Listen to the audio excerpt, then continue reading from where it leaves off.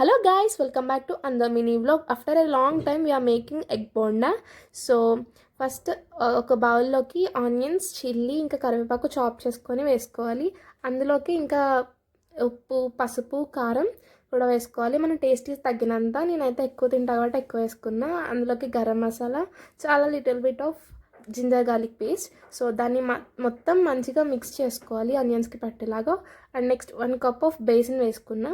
అందులోకి కార్న్ఫ్లోర్ కూడా వేసుకున్నా, సేమ్ కప్ ఆఫ్ కార్న్ఫ్లోర్. అందులోకి టూ టేబుల్ స్పూన్స్ ఆఫ్ వరిపిండి. సో ఆ బ్యాటర్ మంచిగా నేను చూపించినట్టు కలుపుకోవాలి గైస్. అండ్ టూగా బ్రేక్ చేసుకోండి ఎగ్స్. సో ఆ బ్యాటర్లో ఎగ్స్ని ఇలా చేసుకోవాలి, బోండలా చేసుకొని ఆయిల్లో వేసేసుకోవడమే. మేక్ ష్యూర్ ఆయిల్ చాలా హీట్గా ఉండాలి. ఆ తర్వాత టూ సైడ్స్ మంచిగా వేగిన తర్వాత పక్కకి తీసేసుకొని ఒక 2 minutes ఉంచుకోండి. టేస్ట్ అయితే చాలా బాగుంది గైస్. మీరు కూడా ట్రై చేసి ఎలా ఉందో కామెంట్ చేయండి. నెక్స్ట్ వీడియోలో కలుసుకుందాం. Until then bye bye.